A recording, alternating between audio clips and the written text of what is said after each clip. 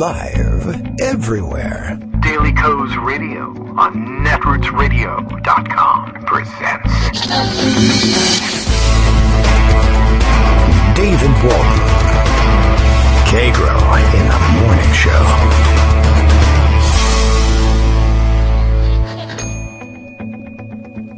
Now, here's David Waldman. Hey, good morning, everybody. How you doing? It is Monday, January. Do we have another J? July? One of the J's. It's June at the moment. It doesn't really make a difference. It must be January, actually, because I just read early this morning that everybody in Arizona was catching the flu, because it can't be in June in Arizona, everybody catching the flu at such a high rate, so it must be January. So let's just pretend it's January, I guess. It's really June. June 15th, it's the middle of the month that's in the middle of the year. Should be relatively easy to remember, but apparently not this morning. Lots to catch up on from another crazy weekend. The president is a big jerk face, as we mentioned for you on our morning post. It's true here on the radio side as well. He had an interesting weekend off to West Point, where he forced all of the Corps of Cadets who were graduating into isolation for 2 weeks ahead of his arrival so that they wouldn't give him the coronavirus because he doesn't believe in it, whatever. And let's see, successfully graduated all of them, although he had some difficulty apparently with such Herculean tasks as drinking a glass of water because of his robust health, and walking down a ramp.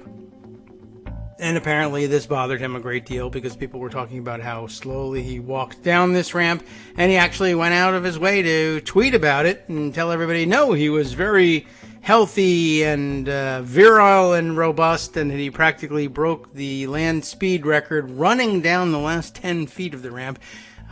He sort of appeared to have stumbled over his own feet at the end, and in lunging for level ground, took the last step or two a little faster than the feeble shuffle that he was using to make his way down the ramp. But he tweeted to let everybody know it's very, very slippery. It's very steep. No handrail, and you know how it is. Well, he just doesn't like those inclines, I guess. And stairs have always been a problem for him, and now this too. So, okay, big deal. Not as much of a big deal as other things going on over the weekend. Protests continue around the country. Police shooting people for little or no reason, maybe even just for fun, appears to be continuing around the country as well. Coronavirus, as it happens, also continuing around the country. I've been watching closely, to some objection, by the way, via Twitter over the last couple of days, but I guess I in the end, evaluating the objections, they don't register with me. I'm going to continue doing this. But I've just been looking at the stats that I get from our pals that we don't know at Worldometers, and adjusting them a little bit too, adding some per capita calculations to what they offer. But as you may know from following the Twitter feed, I at the end of each day take a look at where we stand in terms of total caseload per 1 million in population, and deaths according to the same metric, according to population. It's not per capita, strictly speaking, but per 1 million in population. And taking a look at the same inside the United States, which states appear to have the heaviest caseload. And in some cases, I have to do my own calculations in order to convert it into new cases each day per 1 million in population, just to get some sense of the proportionality. And it points up some interesting things.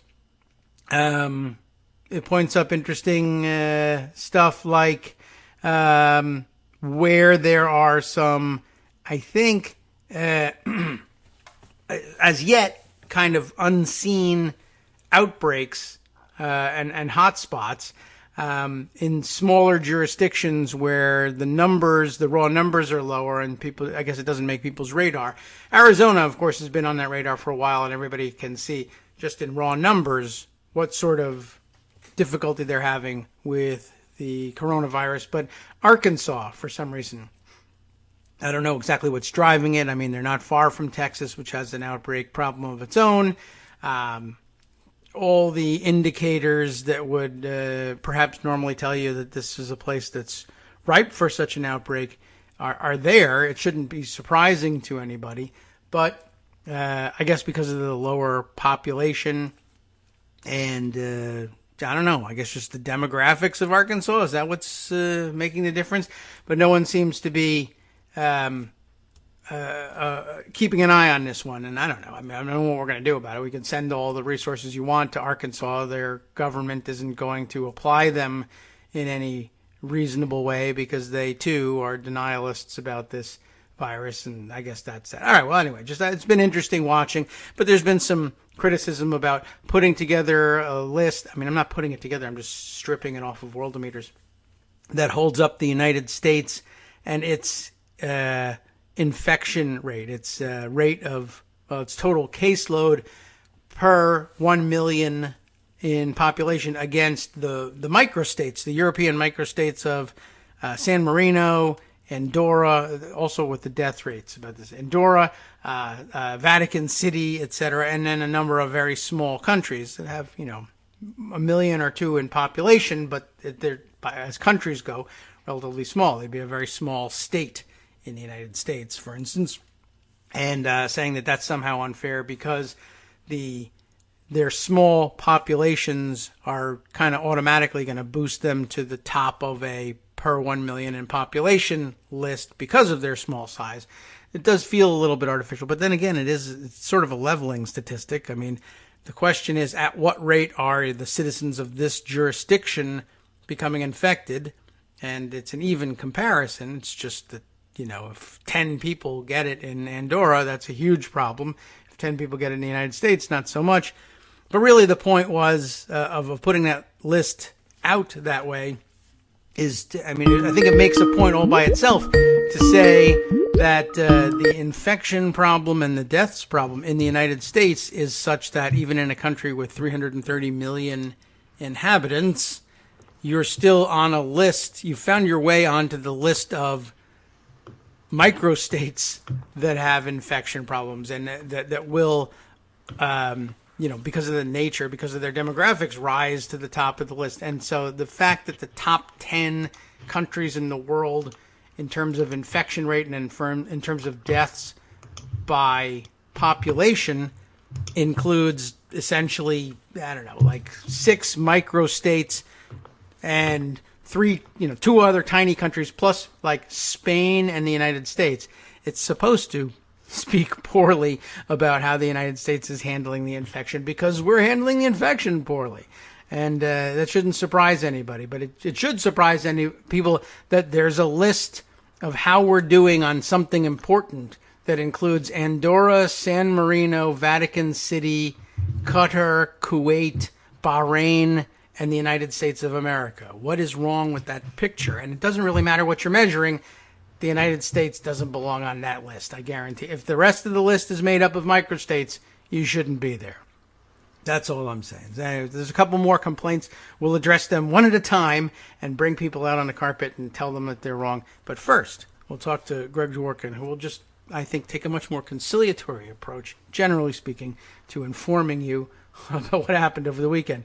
I'm guessing that's right, isn't it, Greg? Yeah, well, we're all going to hell. Yeah. All right. Well, then never mind. So let's just start now. Welcome to hell. Greg, welcome. What's in the hell's news today? What the hell's in the news? Yeah.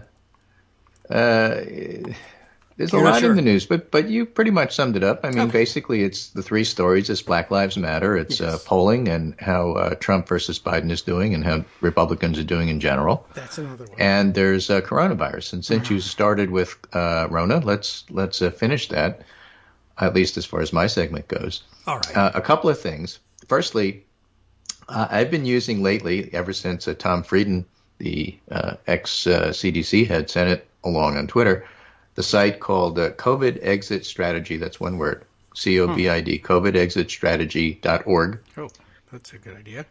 And it's at the bottom of our Skype list here, but you can see the pretty graphic where at a glance you can see green states doing well, red states doing bad, and yellow states just okay. Oh, okay. I see what you mean. And, first of all, it just wipes away the whole idea that the blue states are the ones doing badly. Actually, the blue states are doing fairly well, except for California. The problem with trying to look at a place like Arkansas and figure out what's going on, yes, you can look at cases. Cases, of course, are difficult for a number of reasons. It partly depends upon how much testing you're doing. It partly depends upon what you're actually reporting. Some states only report still, in this day and age, what the state is doing and not necessarily private labs. So there may be more positives than you are aware of. But I think mostly, and the reason I like to follow hospitalizations and ICU rates, if possible, is that it really tells you right now what's going on there. If the hospitalization rate or available hospital beds are moving in the wrong direction, then you've got a problem right now rather than looking at something historical because they just kind of dumped a bunch of testing last week into today's information. So that makes it hard to know whether you're going up or down. The other problem with trying to use these numbers to figure out what's going on in a state like Arkansas or anywhere else really is, are you looking at Yes. What? I wanted to be on nursing the right homes side. and meatpacking plants Hmm. and prisons? Prisons.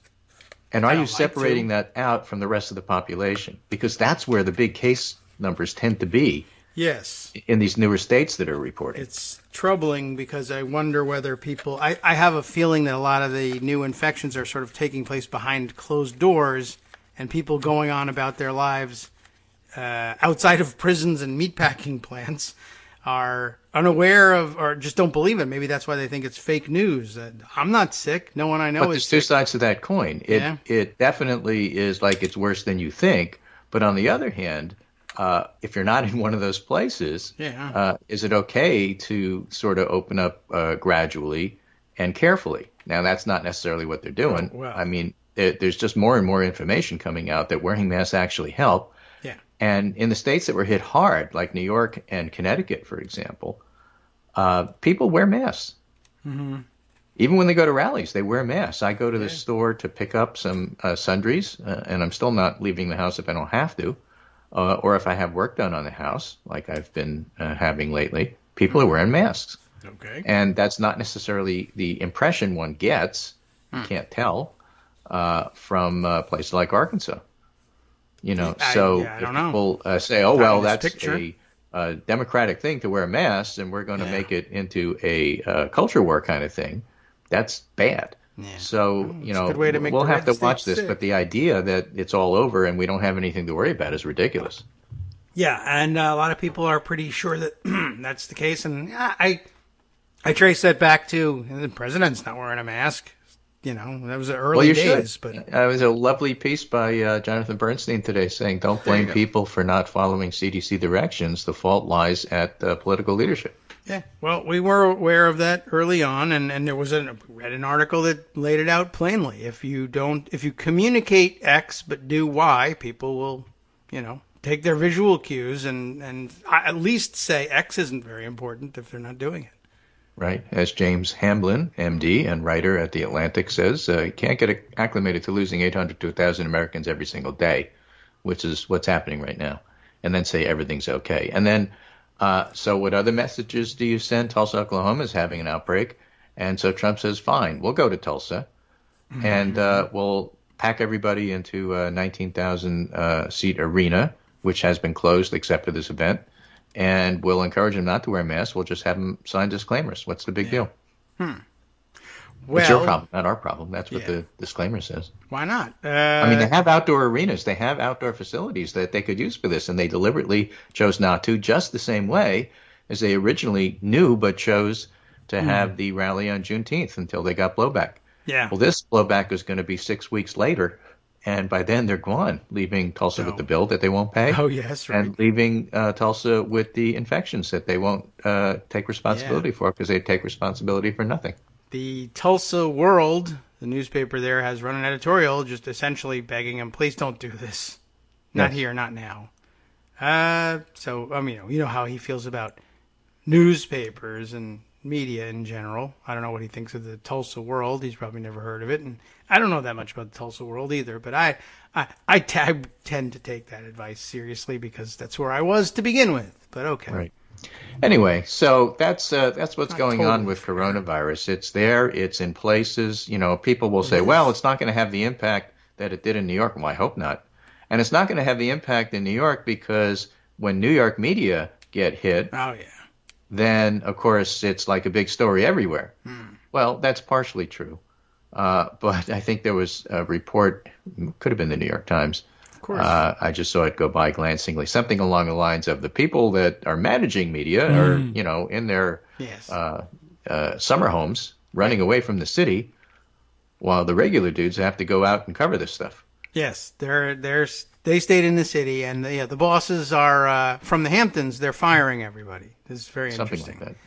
Yeah, But- I did see that article. They all bought yachts too. But despite that, I mean, it's really what's going on in your local news. You pointed out what's happening in Tulsa, and I see it in the local news here, and it's still story number one, and it doesn't really matter what gets covered on the nightly news. It gets covered. It moved up to the top story yesterday, and as this goes on, and as the increased spikes happen in places like Arizona and Florida, it's going to continue to be the top story. But it's what happens in your local news that matters. And more and more people know somebody with it. The seriousness of the infection gets to the point where you can't deny it anymore. And, yet you still have people trying to for political reasons or because they're just flat out stupid. Yeah, we're bored, tired of fighting. No, just flat out stupid. Oh, I mean, well, and we'll give you some examples of that. You get bored easier when you're stupid, I think. There's an article. Yes. We'll switch to politics here for a little bit because we're going to talk a little bit about polls. But here's a political article this morning, which is just delicious to read because you can't believe it. All right. We're thinking landslide. Beyond D.C., GOP officials see Trump on glide path to re-election.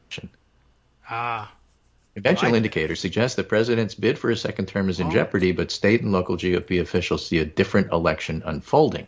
So they go and they interview state and local people who basically say, I don't believe the polls. The polls are always wrong. We got a bunch of people who are shy Tories, in effect, that won't answer polls but love Trump. And so we're just going to dominate and clobber you everywhere. I know this in my gut to be true. Forget about the polls. Don't cite polls to me. Polls are wrong. All right. Is the glide path steep and slippery and no handrail? Yeah, something like that. And he'll handle it the way he handled it over at West Point. Now, I am not going to try to diagnose him from a distance. I'm not Bill Frist. It would be irresponsible to say that the way he went down that ramp has anything to do with side effects from taking hydroxychloroquine. I would never suggest such a thing. Good. I think the whole thing is really to be looked at in terms of what local, state, and those sorts of GOP officials think. Recalling that polls 4 years ago failed to predict the outcome. Well, actually nailed the popular vote. Jack Brill, acting chairman of the local Republican Party in Sarasota County, Florida, said, I used to be an avid poll watcher until 2016. Guess what? I'm not watching polls. Oh, okay. Instead, as they prepare for a post-lockdown summer of party picnics and parades, this is at a time that Florida is spiking, mind you, Republican Party organizers sense the beginnings of an economic recovery that, if sustained, is likely to power Trump to a second term. They also see a more immediate opening in the civil unrest surrounding the death of George Floyd. Okay, so I'm thinking, okay, you went out and you interviewed a bunch of Louis Gohmerts who are so dumb that they don't understand what's going on right now. Yes. Oh, the other side is overplaying its hand, said Michael Burke, a chairman of the Republican Party in Pinal County, Arizona. Is that how you pronounce it? Pinal County, Arizona? A Trump stronghold in 2016. Sure. Most of the American people are looking at that saying, really? Yeah. And then they go on to say what the objective measures say, which is that's absolutely not true. So let's cover some of those because I don't want to give you the wrong impression. Nate Silver has a tweet over the weekend. We'll have our national and state polling averages coming out soon. Note that these are polling averages only. They're not yet blended with any sort of demographic priors. That is to say, he's not ranking them. He's just looking at the averages. But here's what the draft version averages are currently showing. National, Biden up 7.6. Colorado, Biden up 15.6. Maine, 12.4. Virginia, Biden up 9.5. That's your state. We love people in Virginia. Michigan, Biden plus 8.2. Nebraska 2, Biden up 7.4. New Hampshire, Biden up 6.6. Wisconsin 5.9. Nevada 5.7. Minnesota 5.5. Pennsylvania 3.7. Arizona 3.6. Florida, Biden up 3.5. North Carolina, Biden up 2.0. Ohio, Biden up 1.6. Georgia is tied. Wow. Texas has Trump 1.4, and Iowa has Trump 1.6. We're all waiting on the Des Moines Register Iowa poll for where Biden is doing. Their so far release has shown Joni Ernst losing to Teresa Greenfield by 3 points. So that should be interesting. And the 3 out of 4 of the congressional seats pretty solidly Democratic. The one that isn't is, of course, Steve King's old district. Solidly Republican. Yes, they switching Republicans there. And more Republican now that they got rid of Steve King, who was not all that popular. So now instead of winning by 12 points, they're winning by like 22 points, something in that range. But the point of all of that is that those are the polls that the Louis Gohmerts of the world really want to ignore. And it just gets harder and harder to do that. In fact, Harry Enton had a piece over the weekend for CNN. Vice President Joe Biden leads President Donald Trump in the polls for a lot of different reasons. One large one is support from female voters. I don't think they interviewed any female voters for that Louis Gohmert article. Gohmert himself wasn't in it, but could have been. I always cite him because I think he's the dumbest person in Congress. It's a good chance, yes. Even more than Ted Yoho, and whether those guys are still there or not doesn't really matter. Even when Louis Gohmert is no longer in Congress, he's going to be the dumbest guy in Congress. Biden is earning a historic amount of support from female voters for a presidential nominee when examining polling over the last 70 years. Take a look at the most recent live interview polls of registered voters from May and June, compiled by the New York Times' Nate Cohn. Biden is leading among female registered voters 59-35, a 25-point margin. When the numbers aren't rounded, that's a significant increase from his 19-point advantage earlier this year and the 14-point lead Hillary Clinton had. Clinton had a 13-point edge with likely female voters. And we can go back even further. And the only year that comes close to what we're seeing in the polls right now is 1964. 64, okay. Yeah. Now, if you look at Republicans, not just Democrats, Richard Nixon won the women's vote by 24 points in 72. So we're looking at 64 and 72 as an example of how big that gap is. Okay. Right? And, of course, we're going to be a record gender gap. 31-point difference right now blows past any in-past pre-election polling. Both 2012 and 2016 featured gaps of around 20 points. The average from 96 to 16 was a gap of about 16, which is only about half of where we're seeing right now. Okay. So for all we can say is that if this election were just left up to men, we'd be talking about a clear Trump lead, instead of what it is in reality, a huge, big, gigantic, bigly Biden advantage. Yeah. And that's probably why when you interview those GOPers, you get the impression that Trump's doing great. Everyone I talk to in the locker room about what we grab is saying they'll vote for Trump. Right. Okay. I guess that makes some sense. So we have other numbers, of course. That Arkansas poll that came out, it's not a very good poll, but has Trump up by 2 points, essentially statistically tied. Yeah. If Arkansas is tied, and if the Nate Silver rundown that I gave you showing like we're leading in Ohio is anywhere near true, then I think the Louis Gohmerts have it wrong.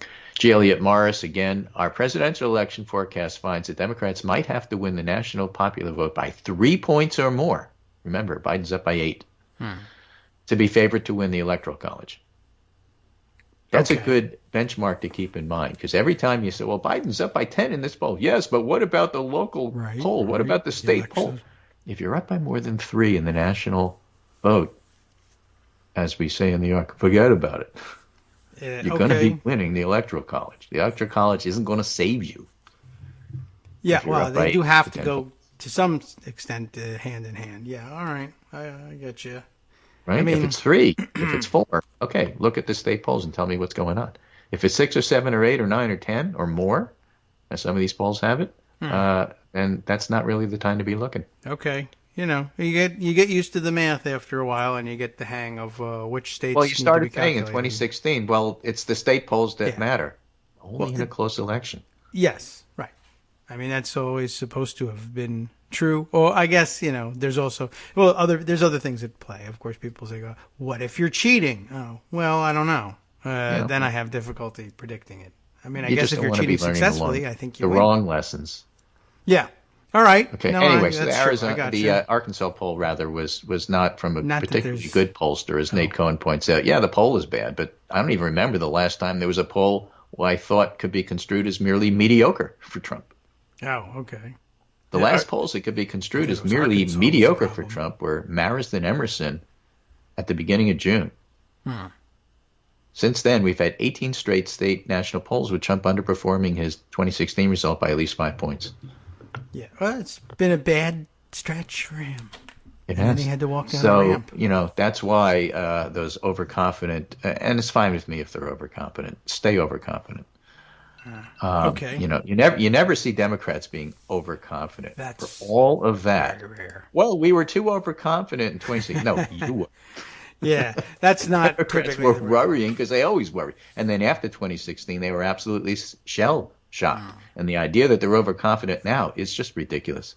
Yes. Well, most Democrats still have PTSD from 2016. Yeah, right. I mean, we're not that far removed from a primary in which people were, voting based on, I don't care if I actually don't agree necessarily with it. I just want the person who has the best chance, I think, of removing Trump.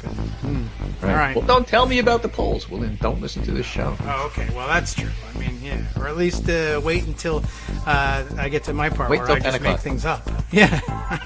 I don't know anything about what's real. I don't have any data. 10 to 11. That's basically it. All right. Well, we're halfway there. We'll come back with some more facts or whatever after this. Hi, everybody. It's me, David. Let's change things up from the old fundraising pitch for just a minute and talk instead about how you can be a part of our show. If you've got a smartphone or any other electronic recording device, why not sit down and record a segment for us? Read us an important article and give us your take. Read one of your own original essays, or even just give us your commentary on something you'd like to share that's important to you. Then send the file to me at kagrox@gmail.com, and I'll try and work it into the show. Short segments, a few minutes in length, are easiest to fit in. And of course, I can't always guarantee that I'll be able to play everything, but if you've ever shouted at your radio or TV about something you wish was being covered, here's your chance to change that. Make the show your own. Send your submissions to me at kagrox@gmail.com.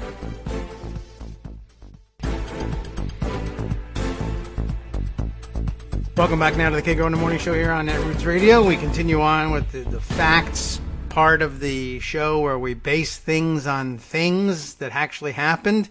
We're not yet to the part where I make up all the rest of it, so let's continue on and find out some interesting factual things that you can use if you're talking to, I don't know, scientists or whatever. Or I don't know, or at least stories that are actually written. This one is by Nicholas Grossman, who's editor over at Arc Digital. The protests and the pandemic, why this time is different. Because this time we might actually see some reforms. Now, one reason, he writes, is Black Lives Matter activists who built a movement around the slogan starting in 2013, Black Lives Matter. They've spent the years since police killed Michael Brown in Ferguson, Missouri, August 2014, organizing and making their case. Some have been advocating for police reform for a lot longer, just using different slogans. And when this movement came along, this moment, they were prepared. Their efforts help explain why demonstrations have been large, sustained, and mostly peaceful. Today's protest built on existing architecture rather than having to do everything from scratch. But why is this instance of police officers killing a black person prompting real change in a way previous cases didn't? Two contributing factors. One is the video. Yes. You can't watch 8 minutes and 46 seconds and explain it away somehow making excuses for the police. It's impossible. It's impossible.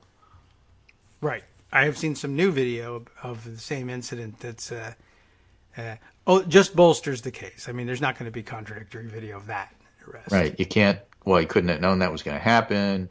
A few bad apples. These are some of the excuses people use in other situations. You can't do that here. No. Okay. They say them anyway. And the second thing is coronavirus. Okay. Since the pandemic's a global event, and since this came at the end of a 2.5-month quarantine, maybe more people saw it because they were inside watching. True. And maybe they were extra frustrated seeing police break the rules after spending 2 to 3 months following the rules themselves. Could be Staying also. home, in essence, to protect and serve their communities. Yeah. The pandemic's economic damage and the likelihood that the economy won't quickly snap back are settling in, except, of course, to those Trump supporters who think it's a landslide because the economy is about to be back. That's the other thing about that Louis Gohmert style interpretation of what's going on. The pandemic is over and the economy is about to rebound as if nothing happened. Yeah. That's basically the tack they're taking. That's why I keep saying, no, you're stupid.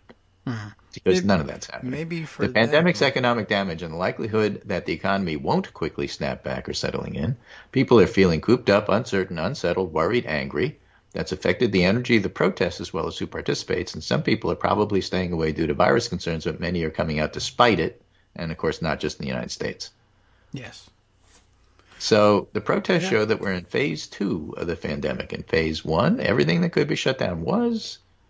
In this phase, we're learning how to live with the virus, which means people can go out in certain situations. Many individuals see the protests as worth it, including some medical professionals and influential pundits. And that, in turn, has stirred anger among people who oppose lockdowns, especially strict measures such as the inability to hold funerals, visit dying loved ones, or make their own decisions about businesses. Those who said coronavirus was so dangerous that public gatherings had to be kept to a minimum and then made an exception for protests against police violence blurred political opinion and public health recommendations, undermining the credibility as impartial. Now, Tony Fauci hasn't done that, but those who did effectively communicated you can't do non-essential things you deem important, but if it's important to me, it's okay.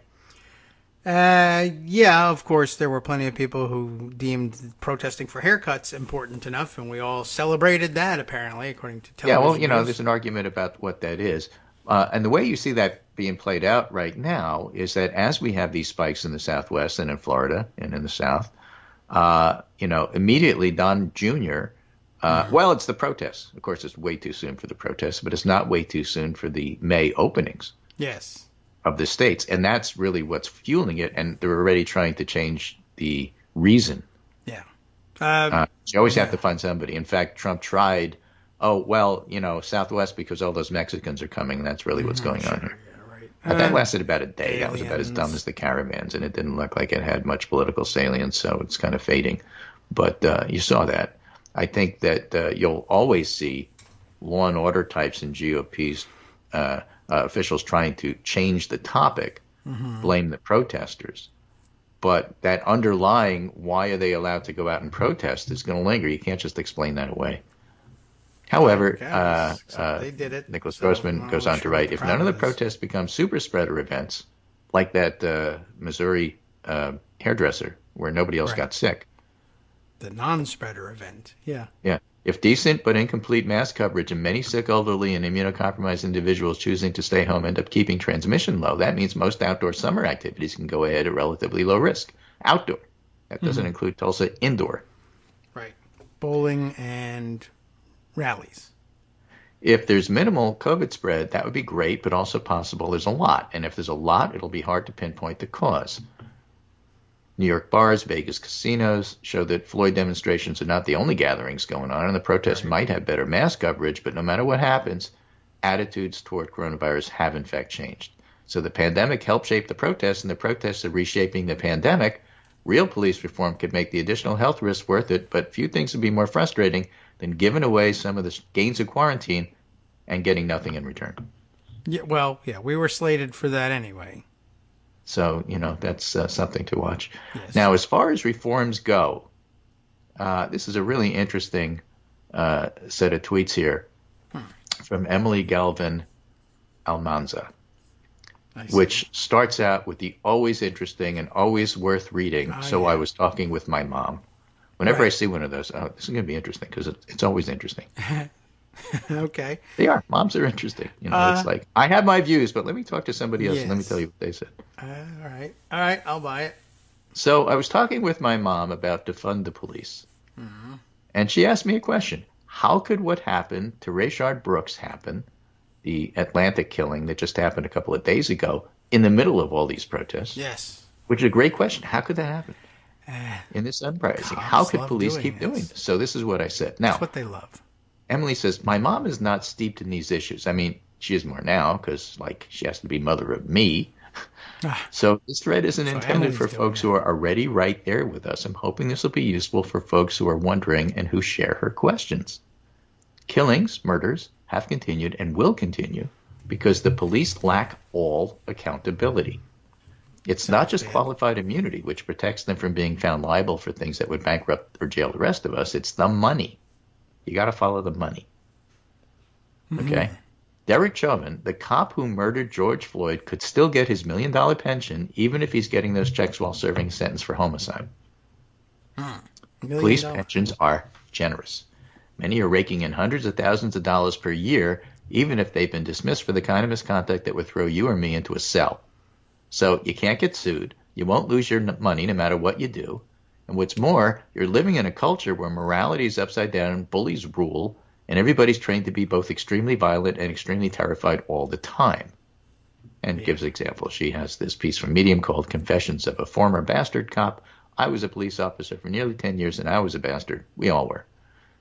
Now, a lot of this has been said in a lot of places by a lot of people, but what one hears less about is that this insulation from consequences isn't just toxic on a macro murder level, but toxic every damn day. Let's talk about overtime. As a public defender, which is what she is, whenever I got a case that was just especially stupidly made up, like think somebody arrested for dealing drugs who was at home with no drugs, money, scales, paraphernalia, or baggies, none of that. No evidence. Right? Okay. The first thing I checked was, what's the cop's schedule? Inevitably, seriously. Like, ask any defense attorney. When you got a really stupid arrest, it would be within an hour or so at the end of the cop's scheduled shift. Shift ends at 6 p.m., stupid arrest, 5:30. Yeah. Why? Well, because processing an arrest takes time, but it's also really easy. So you can make time and a half for sitting in the precinct, typing up some papers, and waiting to talk to the DA. This really adds up. All right, so you pad your paycheck with Overtime. essentially fake overtime. I mean, you're really there, but you don't need to be. Yeah, so if you only do that there every 'cause you day, faked like, an you arrest. make a lot. Okay. And then she gives examples, and she gives more examples. Detroit police overtime up 136% over 5 years. The city paid $40 million in overtime in the 2017-18 fiscal year, up 136%. Yeah. Okay. That's where you and can then start defunding. police overtime running 2 times over budget in New Haven. We need to talk about Boston's police budget. So she's giving example after example after example. Yeah. Now, let's not forget, she says, that the end of shift arrest isn't just an inconvenience. Arrest costs people jobs, homes, family, unity, sometimes unraveling entire lives. And some of those cops are making close to $500,000 a year on the backs of the poor and innocent. So when we look at police budgets that are bloated like this, it's not just military equipment and chemical weapons. It's public officials lining their pockets with taxpayer money by doing terrible things to people they're supposed to protect. And it's a lot. And then gives an example from Baltimore. Yeah. Well, I've seen that chart. The police line item on the budget versus everything else. Yeah. Now, people generally, and anybody in a New England town that has to go to town meetings and argue about this understands that most of the money is spent on the schools. But a lot of money is spent on police. Yeah. Now, when you hear it defund the police and you get worried about a world where there's no one protecting the public, please remember every model for doing this envisions a world where somebody's on the other end of the phone when you call 911. Yeah. It's not just somebody stealing your money by enacting both violence and dishonesty against you and yours. And also, Twitter, you should verify me. Give me a blue check. I've been working this stuff for over 10 years. Yeah. All right. I mean, what's the point? But okay, take the check. But she raises good points there. And yes, so, very good. when you talk about defunding the police, how about defunding bogus overtime? Yeah. Well, there's a lot of ways. Just handle it like every other. Then you have to explain it. And if you're explaining, you're losing. Well, but the concept behind it is fine. In fact, it's good. And it's just so ubiquitous. So many different levels. Yeah. Add the military police. I mean, that story about the L.A.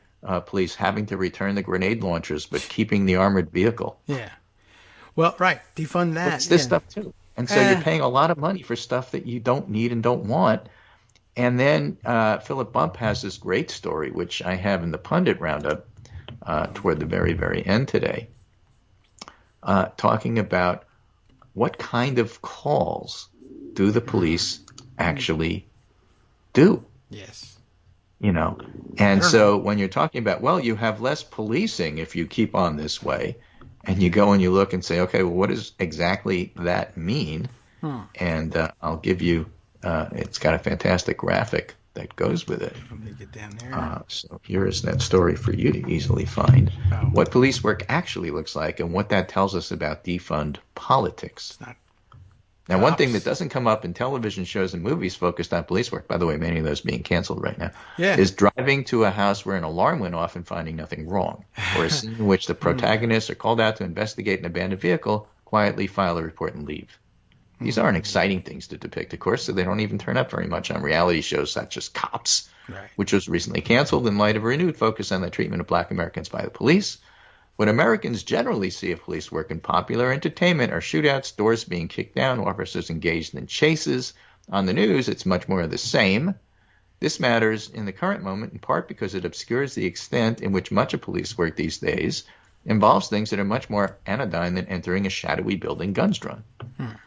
It depends on perceptions of how often you need police in particular, people trained to handle dangerous situations and who carry firearms. Yeah. Okay, and we probably need police to respond to incidents less regularly than we might think. The Atlantic's Derek Thompson has been using an analogy to explain the new political push to defund the police. Think of the call for defunding like unbundling a packaged service, separating out different roles that the police play into pieces that might be better affected by others. Interesting.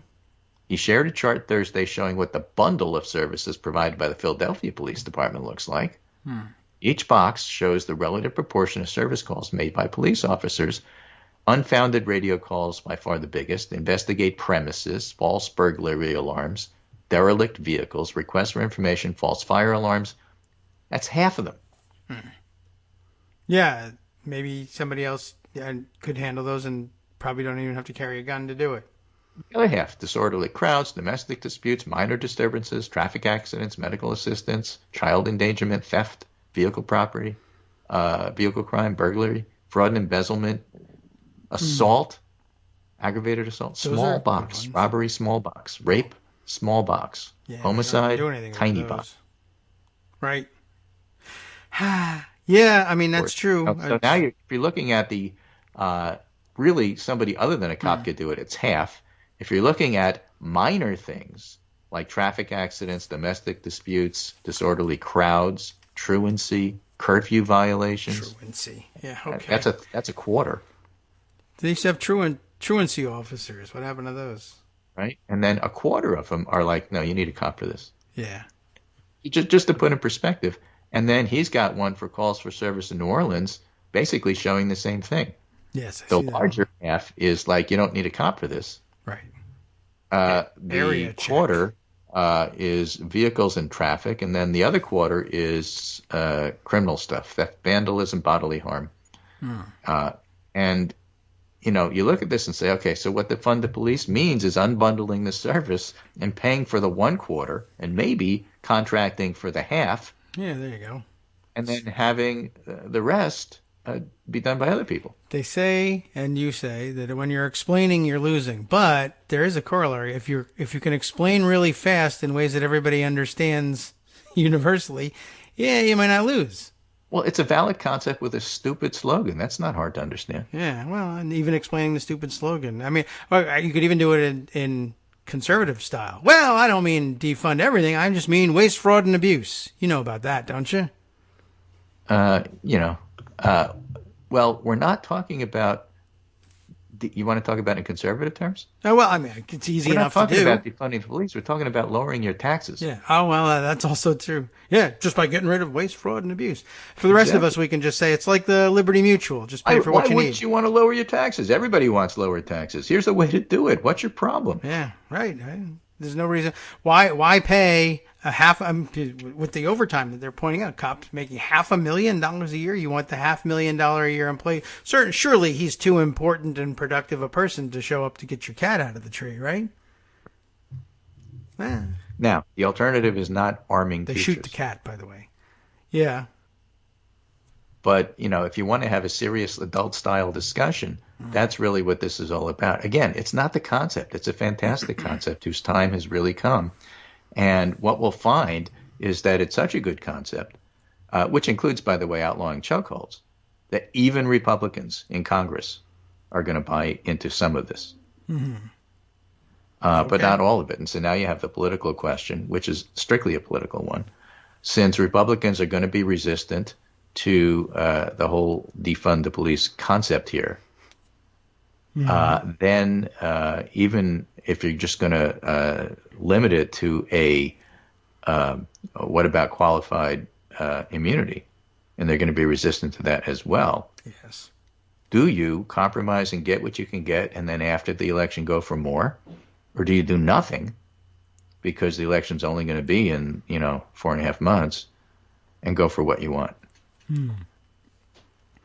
No easy answer, but that's what Democrats are going to have to deal with. Because it's always on the Democrats to deal with it, because Democrats are the adults in the room. Right, they're the only ones who will try, and then we'll fight about how they approached it and who voted which way for the wrong reasons. Right, so that's the situation, just so you know. Okay. Oh, well, all right. I'm glad I have that down. But again, I think it's a helpful discussion. It's I don't mind, because we're discussing it. If you want to say, well, look, Overton window, this stupid slogan has forced us to discuss this, and the blowback isn't all that great, because when you look at the polls, people still support the protesters. Fine. Okay. Well, that's okay. That's easy. I can accept that. Great. It's still a stupid slogan, because you're opening up a discussion against the slogan itself that's simply going to take away from the actual reforms. And I hate anything that does that. But whatever. It is what it is. You're not going to take the slogan back now. It's out there. So this is what we have to deal with. Yeah. Okay. Well, sometimes street protests, that sometimes they don't have enough focus group money. Right. I mean, when they're organic and this stuff happens, then you go with it. Right. Yeah, pretty much. And of course, as you know, we're still burying the bodies from Abolish ICE. As well as coronavirus and a bunch of other things. So, Well, that's true. Those are real. They're all real. So there are more important things to fight over. I'm not fighting over that one. I'm just telling you my opinion. Yeah. I've never liked the slogan. I've made no bones about that, no secret about it. And at the same time, the things underlying it, hugely important and well worth looking at, so that at least you have some idea of what you're trying to fight for. Yeah.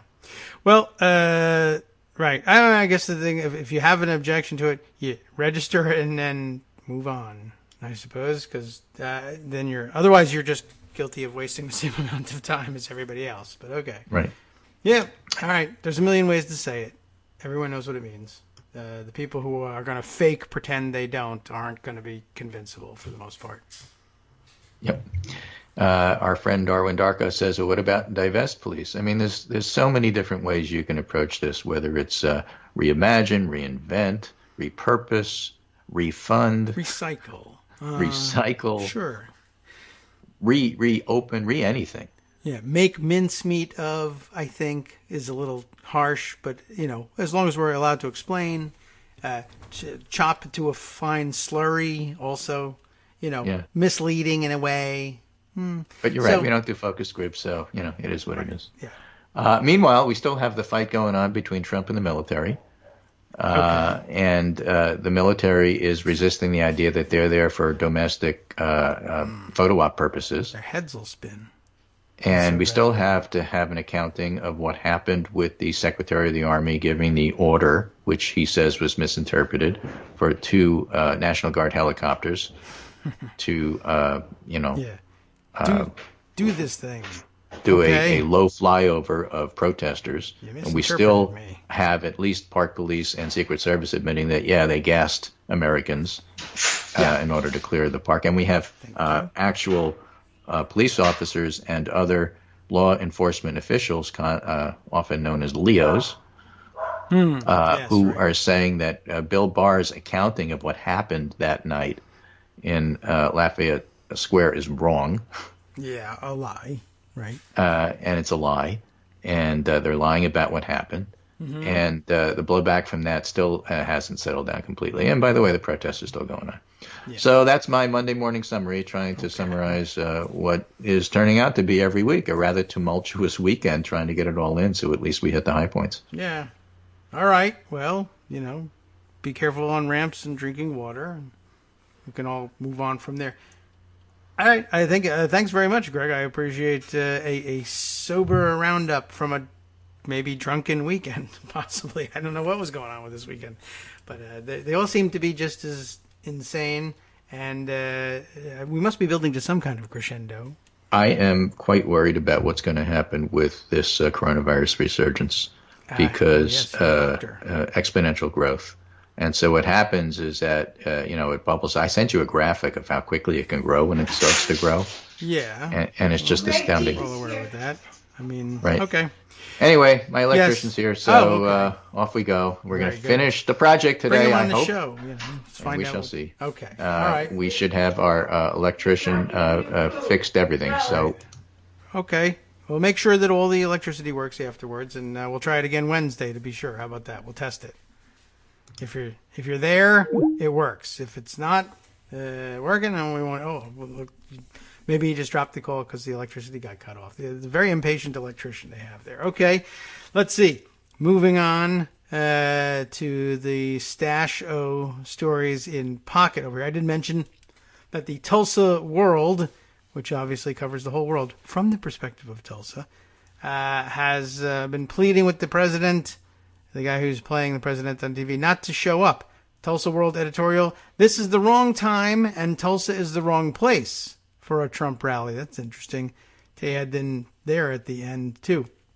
Is it all about COVID-19 or just like Tulsa doesn't like you? That's interesting. Let's see. President Donald Trump is coming to town this week for a campaign rally, and I believe he's pushed it to Saturday the 20th after backlash about the Juneteenth confluence.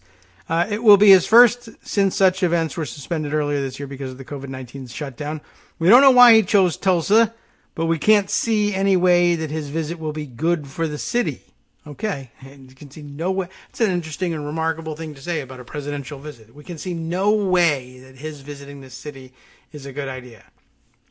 Tulsa is still dealing with the challenges created by a pandemic. They know it, apparently. The city and state have authorized reopening, but that doesn't make a mass indoor gathering of people pressed closely together and cheering a good idea. True. A lot of screaming. It'll be bad. There is no treatment for COVID-19 and no vaccine, in case you hadn't noticed. It will be our healthcare system that will have to deal with whatever effects follow. That's true. You won't be getting any contributions from the supposed billionaire to help out with the costs of treating everybody. You're all going to have to dig deeper into your own pockets to do that. He's going to leave that behind. Plus, he's not going to pay your cops all that overtime that they're going to book. And we learned about from the earlier thread, they're going to make a bundle, and he's supposed to pay that, and he won't. And he hasn't for any city. Any city that has him should know up front that they're going to get stiffed for the money, no matter what. The public health concern would apply whether it was Donald Trump, Joe Biden, or anyone else who was planning a mass rally at the BOK, whatever that is. I don't know. It's the arena they're having it in, but I don't know the name of the arena. I didn't pay that much attention to the name of the arena. Maybe we'll stumble across it later. Anyway, this is the wrong time, they continue on. Tulsa and the nation remain on edge after the May 25th police killing of George Floyd in Minneapolis. Trump, a divisive figure, will attract protests, the vast majority of which we expect to be peaceful, but there may also be a confrontation and inappropriate behavior from some, including the people who come for the rally itself, I'm sure. His 2016 Tulsa rally provoked a heated response for some, and his ability to provoke opponents has only grown since then. So is he. Not, emotionally or anything. You know the way I'm talking about. Again, Tulsa will be largely alone in dealing with what happens at a time when the city's budget resources have already been stretched thin. There's no reason to think a Trump appearance in Tulsa will have any effect on November's election outcome in Tulsa or Oklahoma. It has already concentrated the world's attention has already concentrated the world's attention on the fact that Trump will be rallying in a city that 99 years ago was the site of a bloody race massacre. This is the wrong place for a rally. When the President of the United States visits your city, it should be exciting. We think a Trump visit will be, but for a lot of the wrong reasons, and we can't welcome it. That is rather remarkable, I think. Like I said, for the editorial board of a city to say, yeah, a presidential visit just is bad, and that's that. For those who have been tweeting over the weekend and sharing tweets of others from over the weekend about why doesn't the news media pay attention, why won't they cover what appears to most to be Trump's worrisome health condition and declining health. And your answer is the New York Times is on it, I guess. They're actually reporting it in New York Times fashion. Trump's halting walk down the ramp raises new health questions. Maggie Haberman at your service for this one. I assume everybody will be somewhat dissatisfied in some way with it because it's a Maggie Haberman story. And you're not wrong.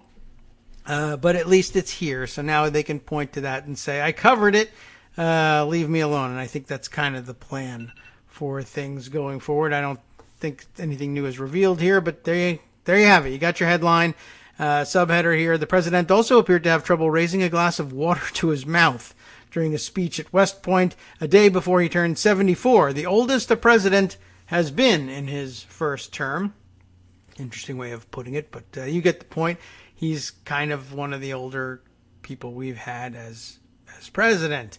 And yeah, that was a little weird. I did see the water thing, and it's hard to explain if it was really anything. I mean, it may just be some sort of weird goof up, but yeah, it's hard to explain otherwise why. Like, I've never had that kind of not hand-eye coordination, but hand-body coordination. Like, where I'm right-handed. He's right-handed. I can't find my mouth with my right hand. If that's a real problem for you, you might have some issues. Anyway, we'll be back after a minute's break for that and more.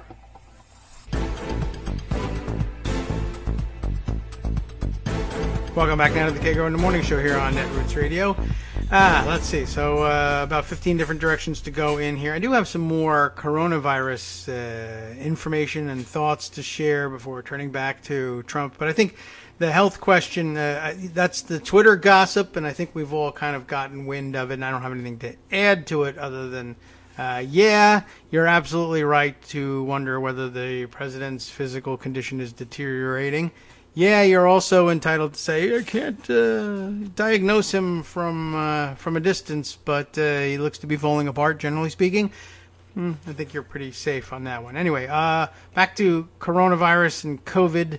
I did happen to catch this tweet thread about the states and reopening from Andy Slavitt, whom many of you no doubt follow on Twitter. He's got an awful lot of followers. An ex-Obama healthcare head, as he says here. So I don't know how many of those he had at the head of things. The ex-Obama healthcare head, I guess.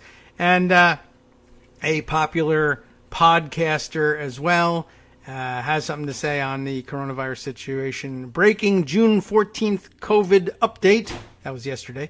The first verdict in the May state openings is in. It paints an abundantly clear picture, and it's not good. Thanks to Nephron's healthcare research team. I don't know who he's referring to here, but I'm sure there's links elsewhere. But thanks to Nephron's healthcare research team and Josh Raskin, by way of credits here. Follow here if interested in the results, and we are, so let's go. On the last day of April, as states began to unwind their social distancing measures, in the very first states, right? Most without proper precautions, I wrote a thread captured by Medium called 30 Days of Bliss. It was about how we won't know what's happening for 6 weeks, which is longer than 30 days, but you get the idea. It's linked here under the headline, as you might have guessed, relaxing all social distancing behaviors now is a huge mistake. And it is. States began lifting stay-at-home orders April 24th, with 14 states lifting their stay-at-home orders by May 4th. Another 13 states by May 22nd, another 12 by June 6th, and another 12 after that. let's call those 4 groups, for reasons of symbolism: the rabbits, the cheetahs, which are faster than rabbits, but have to come after the rabbits because they chase the rabbits. I don't really know why we're doing it, but the rabbits are always the ones that start first in all of this. I guess they start everything. The cheetahs go chasing the rabbits. Greyhounds could do the same, but whatever. Cheetahs has this connotation. They're cheating on everything. Cheetahs. Then the rhinos, which not R-I-N-O, Republican in name only, but rhino, like rhinoceros, and we picked them because, I don't know, I guess they chase cheetahs in cartoons or something. They're big, lumbering, slower, but really, honestly, try to outrun a rhino. You know what? I mean, as far as humans are concerned, it doesn't make a great deal of difference what's chasing you, a rhino or a cheetah. They will both catch you and kill you. So, I don't know. I'm not going to quibble with Andy's categorization too much. But here it is: the rabbits, the cheetahs, the rhinos, and the tortoises, which makes a certain amount more sense. And relative to the rabbits, it makes some cultural sense as well. Okay, cheetahs and rhinos. I don't know what to tell you. Let's look at how fast cases grew in June so far for each of them. And here's the first indicator. And the rabbit group, the first ones to open, how did cases go for them in June so far? It's only the first half of June. Cases are up 26%. You don't want up, you want down. And if you've got up, you don't want 26% up. The cheetahs, which came partly, for the most part, after the rabbit group, they're up too, but only up 7%. Maybe that's tolerable, right? But could you have done better? Well, the rhinos, presumably slower than the cheetahs, they are down. That's what you really want. Down 31%. Now, here's another mystery for you, though. The tortoises, the slowest to open, I think what you're looking for here is down 32 or more percent, but that's not what you get. You get down 9%. Now, overall, for everybody, throw them all in one bunch, overall, cases were flat, or actually down by 0.6%, relatively flat, though. During this first period, half the states grew and then declined. So it's, wasn't immediately obvious what was going on. For the rabbits, 9 out of the 14 are states that open and are categorized as rabbits. 9 out of the 14 are seeing case growth. Texas, Florida, South Carolina, and Alabama lead the way. Colorado and Indiana stand as exceptions with case declines. For the cheetah states, 6 are up, 6 are down, and 1 is even. Arizona, California, and North Carolina are seeing high growth. Offsetting somewhat are Maryland, which is still seeing plenty of growth, by the way, Minnesota, Connecticut, and Massachusetts, who have seen a decline. He puts Maryland in the category of those that have seen declines. I'll note, I don't know what the longer term trend is for Maryland, but I will note that Maryland pops up not every day, but a lot of days in the top lists of when it comes to states reporting new cases, both the raw numbers and per capita. Maryland still has some problems. I don't know that I would have categorized them alongside Minnesota, Connecticut, and Massachusetts, where the declines are more noticeable, if not necessarily as steady. The rhinos group is down 30%. 7 states down, 5 states up. New York is counted here among the rhinos because upstate New York opened at the end of May, although New York City didn't open until last week. Overall, New York is down 39%, but Illinois is down 47%, so they're doing even better with their drop-off. Many of these states are recovering, but some are beginning to grow, and that's always bad. The tortoises have seen a 9% decline, led by Virginia and New Jersey, which still hasn't opened up. Here's a table where you can find your state per nephron. That's Nephron Research, the name of the research outfit. All right, well, the chart's there, and it's radio, so you can't see it, but suffice to say, it lists the name of all of the states, And it has so what does it tell you? The state and when their stay-at-home orders expired, what case growth has been like since then, and how it is by percentage. So and not only the raw numbers of case, but percentage growth. Alaska, 528.6% growth. But again, very few people. 185 cases account for that. That's one of those situations, the statistical anomalies, where very low populations lead to weird results.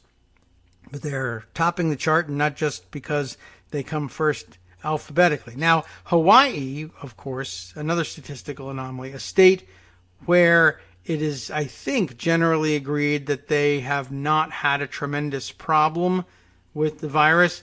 Nonetheless, statistically speaking, is a 400% growth there. How many cases are we talking about? 44. So, that's where I guess you really have to parse things by saying, well, I need to see some other statistics alongside these, like hospitalizations and how you're doing with intensive care capacity and hospital beds. Like, can Hawaii handle 44 cases if they all go south and everybody needs intensive care? Yeah.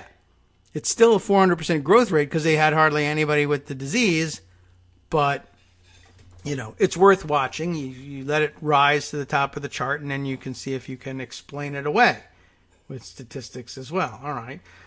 Fair enough. Let's see. What else has he got in his thread here? As a reminder, he says, there are a number of lags we see. People get infected.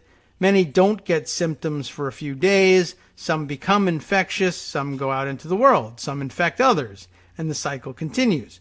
Eventually, some become hospitalized, some need ICU care, and some die. Testing has increased in many states, meaning some of the cases being captured are on a further lag. Growth rates could be lower than indicated, but there are also likely more untested cases.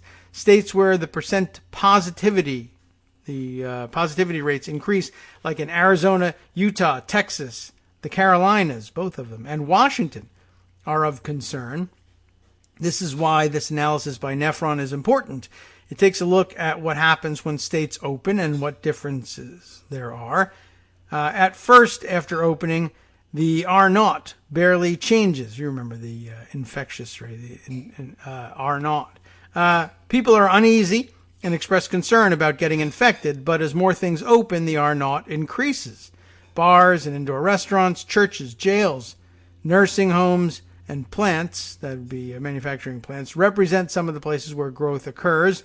Depending where these infections occur and the age and health status, hospitalizations and deaths could be better or worse. As of now, deaths are still flat and slightly declining, so even though way too many people are dying every day, it's too early to know about the new cases. Hospitalizations are at record levels in Arizona, Mississippi, North Carolina, South Carolina, Texas, and Utah. Record levels. So there could be some reason to worry. Alabama and AS are also concerning. I don't know what AS is supposed to be. Certainly not American Samoa, I would guess, but I don't know whether that's a typo for something. Let's see. We can still remain very hopeful that there will be a lower death rate than in earlier states.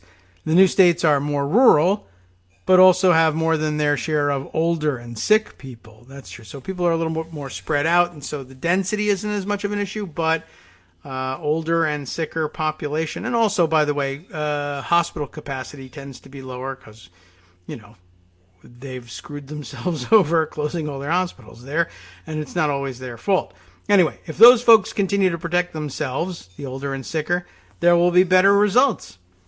But as someone else he's pointing to here, Kumail Nanjiani, I don't know how he pronounces his name, and he's like a famous actor and everything, but I never speak his name aloud. But as he articulated here in a podcast episode here with Andy Slavitt, there is a deep cost, unfairness, and impracticality of isolating people like him and his wife when the virus spreads. So even if death rates fall, this is still of concern.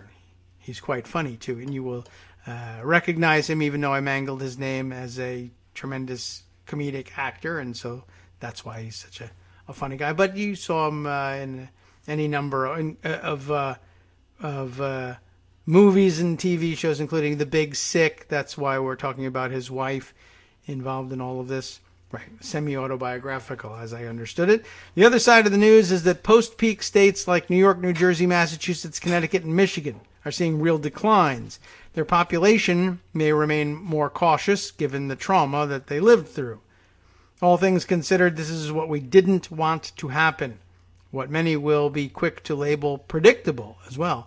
It's a warning signal that if the White House and governors ignore this reality, and they intend to, we should still take it seriously. Masks and distance while getting back to things will help.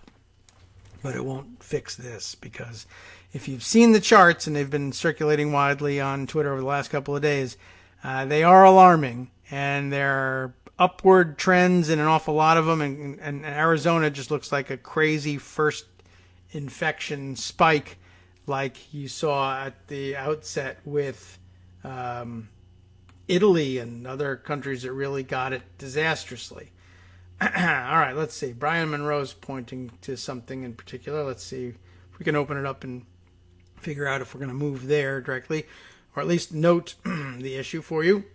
Supreme Court. Ours, not his, in Canada. Supreme Court rules existing civil rights law protects gay and lesbian workers. Oh, that's nice. It was that's a good sign. You wanted that to happen. It would be a tremendous step backwards if it were otherwise, so we'll take it.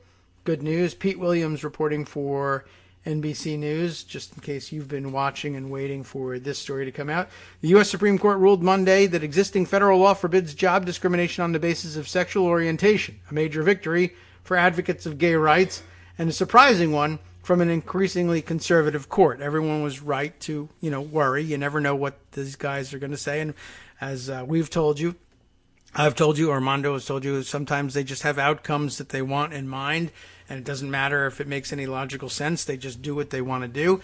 And it's worrisome that even though in the normal world we all sort of said, yeah, I kind of think we're past the point of no return on that one. 5 justices can return if they feel like it, and I'm glad that this is something they recognized as too troublesome to make a U-turn on. The decision said Title VII of the Civil Rights Act of 1964, which makes it illegal for employers to discriminate because of a person's sex, among other factors, also covers sexual orientation. That's interesting. It upheld rulings from lower courts that said sexual orientation discrimination was a form of sex discrimination. And, okay, makes some logical sense, but I guess you could see that would have been a great place for the conservatives to work their way in and leverage it and pull it all apart, but they didn't. Across the nation, 21 states have their own laws prohibiting job discrimination based on sexual orientation or gender identity. 7 more provide that protection only to public employees. Those laws remain in force, but Monday's ruling means federal law now provides similar protection for LGBT employees in the rest of the country. So that's good news, some blanket protection there. Gay rights groups considered the case a highly significant one, even more important than the fight to get the right to marry, because nearly every LGBT adult has or needs a job. I guess marginally true, not that everyone needs a job, but I mean marginally more important because not everyone's getting married. I don't know if that was necessary. They conceded that sexual orientation was not on the minds of anyone in Congress when the civil rights law was passed, but they said when an employer fires a male employee for dating men, but not a female employee who dates men, that violates the law. Hey, all right. Well argued there. Does it have any news about which curmudgeonly jackasses dissented? The case came to the Supreme Court that no longer includes Anthony Kennedy, who wrote all of the court's significant gay rights decisions. He was succeeded by Brett Kavanaugh, who's terrible, but who's generally more conservative, is all they said than Kennedy. But it doesn't discuss the breakdown of it and what the vote was, and maybe it was overwhelming in favor. Maybe it was even unanimous. I don't know. I'm sure that's not the news, but good to know. Thank you, Brian, for pointing it out. That I think, would have been remiss in not mentioning it, except for the fact that our eyes are elsewhere when we're doing one-man radio shows. Okay, so now we're not one, right? We've got many eyes and many people working on this one. Thanks, Brian. That's just what you're supposed to do. Thank you very much. Let's see. Next up, another big story coming down the pike, I suppose. Let's see. I saw tweeted out yesterday, and now there's actual writing on it to back this up. The tweet I saw came from who? I don't know you, Murray, but Murray in New York. Murray in New York. Go ahead. You're on the line. Murray_NYC. Just like a regular Twitter kind of guy who said, time to revisit this. And he's right. It has now been revealed that the principal source for this 2018 investigation by the New York Times, and which investigation is it? It's the one we read some time ago. Trump engaged in suspect tax schemes as he reaped riches from his father. You remember the New York Times piece that basically definitively established that the Trump family fortune was based largely on tax evasion schemes. And everybody wondered, why is he still president? And why don't we care about this stuff? Well, anyway, it was very interesting. And now there's a story about where the story came from and maybe why there wasn't more from the New York Times about this. Like, now you have him dead to rights. Finish him, as they say. You know, why didn't you go in for the kill on this? Well, Murray says, time to look back at this as we now have information that the source for all this insider information about how the Trump family structured their taxes and structured their businesses such that they were able to funnel money from Fred Trump tax-free to all of his kids, or more or less tax-free. The source is Trump's niece, Mary Trump, who didn't, I guess, get her piece of the pie, and so she's pissed off. And I mean, it's more than not getting a piece of the pie. There's like actual malice going on here. We've mentioned in the past, but never really straightened out all of the storyline of how Fred Trump Jr., who you would have thought would have ended up as the favored son of Fred Trump Sr., but didn't, that Fred Trump was sick and died early. And anyway, apparently his branch of the family, because Fred Jr. wasn't around to speak up for them and fight with Donald over where the money went, ended up being not only shortchanged in things, but that once that had happened and there were illnesses in the family, Donald Trump fought tooth and nail to keep from paying for the medical expenses of that branch of the family so that he could keep the money.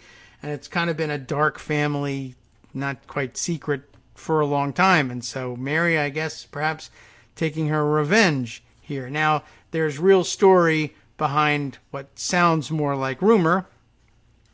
He wasn't lying. The story is probably everywhere by now, but first in the Daily Beast, or at least first that I saw in the Daily Beast, revealed the family member who turned on Trump. And I would guess that maybe the New York Times has a handle on this too, since it was their story. But let's go with a different source on this one. Lachlan Cartwright reporting this for the Daily Beast. The president's niece, Mary Trump, is set to publish a tell-all this summer. Good timing, and I guess that's why she's doing it. And to reveal that she was the primary source for the New York Times' investigation into Trump's taxes. Let's read a little bit about this, shall we? Donald Trump's niece, his deceased brother's daughter, Fred Jr.'s daughter, is set to publish a tell-all book this summer that will detail harrowing and salacious stories about the president, according to people with knowledge of the project. Mary Trump, 55, the daughter of Fred Trump Jr. and eldest grandchild of Fred Trump Sr., is scheduled to release Too Much and Never Enough on August 11th, just weeks before the Republican National Convention. One of the most explosive revelations Mary will detail in the book, according to people familiar with the matter, is how she played a critical role helping the New York Times print startling revelations about Trump's taxes, including how he was involved in fraudulent tax schemes and had received more than $400 million in today's dollars from his father's real estate empire. I remember, as I recall, the details of the story were that Fred Trump, in maintaining his real estate empire of apartments, and largely middle class to lower middle class apartments, not luxury high rises as his son Donald got into, supposedly luxury high rises. But anyway, they remember the story that they had their own maintenance company, and they just basically billed all the repairs and maintenance through this maintenance company that they owned, and they padded the invoices for supplies and materials, et cetera, such that it ended up funneling all of this sheltered money to his kids in ways that looked like they were paying for overhead on maintenance of the real estate. Do you remember most of that? All right. Well, anyway, as she is set to outline in her book, Mary was a primary source for the paper's Pulitzer Prize-winning investigation, supplying Fred Trump Sr.'s tax returns and other highly confidential family financial documentation to the paper. Details of the book, not the family's books, but her book, are being closely guarded by its publisher, Simon & Schuster, but the Daily Beast has learned that Mary plans to include conversations with Trump's sister, retired federal judge Marianne Trump Barry, that contain intimate and damning thoughts about her brother, according to people with knowledge of the matter. You remember also that Marianne Trump Barry retired as a federal judge in pretty much immediately in the wake of the publication of these stories, too. And they just sort of let her walk away without much controversy after that. Mary Trump has kept out of the public eye and has not spoken publicly in decades, but in 2000, amidst a bitter family court battle over Fred Trump Sr.'s will, she told the New York Daily News, "Given this family, it would be utterly naive to say it has nothing to do with money. But for both me and my brother, it has much more to do with that our father, Fred Jr., be recognized," she said. Fred Trump Jr., the firstborn son and once the heir apparent to his father's real estate empire, worked for Trans World Airlines, TWA, after turning his back on the family business. He died in 1981 at just 42 years of age from a heart attack owing to complications from his alcoholism, leaving behind a son, Fred III, and daughter Mary, who has a PhD in clinical psychology. So she may know a thing or two about how loony Uncle Donald is. The circumstances of Fred Trump Jr.'s descent into alcoholism are also aired in the book, with allegations that Donald and Fred Trump Sr. contributed to his death and neglected him at critical stages of his addiction. In a 2019 interview, Donald Trump admitted to pressuring his brother over his career choices, but said he had come to regret it. Oh well. "I do regret having put pressure on him," Trump told the Washington Post. Discussing his brother and the family business, Trump said it was just something he was never going to want to do. It was just not his thing. I think the mistake that we made was we assumed that everybody would like it. That would be the biggest mistake. There was sort of a double pressure put on him, Trump admitted. After Fred Jr.'s children brought their messy court case against the family, contesting their grandfather's will and alleging it was procured by fraud and undue influence on the part of Donald and his siblings, they highlighted Donald's callous treatment of family members as he, along with siblings Marianne and Robert, who we don't hear very much about, cut off the medical benefits to his nephew's sick child, William, who was born with cerebral palsy. The move, the family said at the time, was payback for Mary and Fred III's challenge to the will.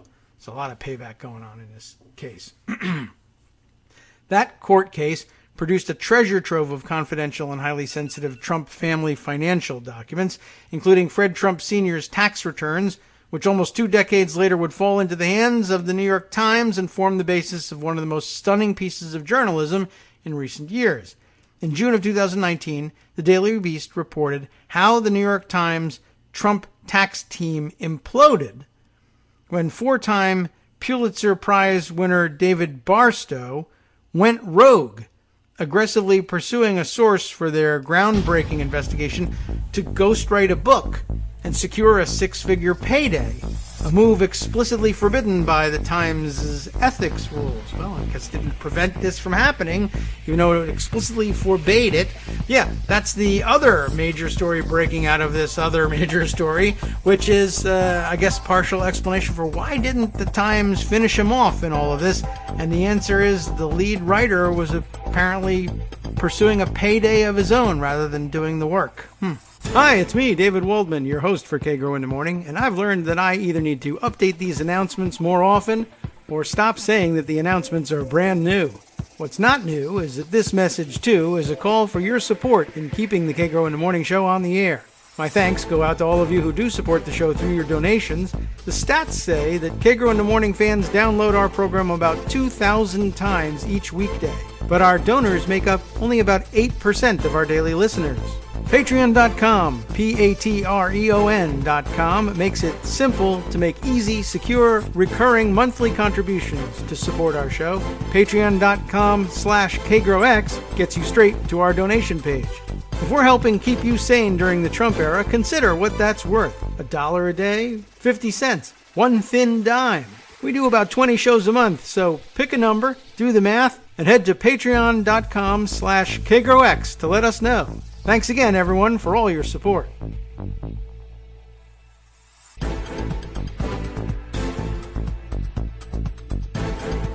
Welcome back now to the Kagro in the Morning show here on Netroots Radio. And, okay, let's see. I want to continue with this story just to do a thorough job with it, but actually, I mean, there's so many more things that we really need to dive into. Let me just give a quick scan to this bit, and I'm glad that they cover this other story because now they're recirculating. The Daily Beast tweeters are the referenced story, which was called, let's see, this is from back in, where's the date? June 26th, almost exactly a year ago, June 26th, 2019. The story was New York Times' Trump tax team imploded when star reporter David Barstow went rogue. Barstow tried to ghostwrite a book with a top secret source, we now know I guess is Mary Trump, on the Pulitzer winning story. And we've actually kind of discussed this before in a slightly different context where we were learning just from repeat experience that stories like blockbuster stories that are such a big deal that I guess they necessarily involve and worry the legal teams at some of these top newspapers, Washington Post and New York Times chief among them, but I'm sure at others too. But they were finding that the blockbuster stories were having to emerge into the public consciousness as books written on the outside. I don't know whether it's because the papers were afraid to publish them for fear of being sued or what.